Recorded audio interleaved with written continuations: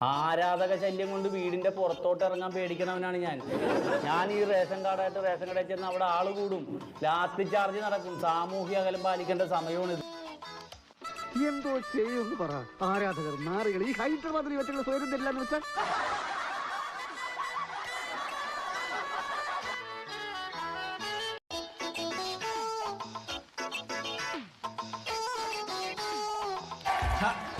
ആരാധകരെ ശാന്തരാകുകയും ഫാൻസിനെ കൊണ്ട് തോറ്റു.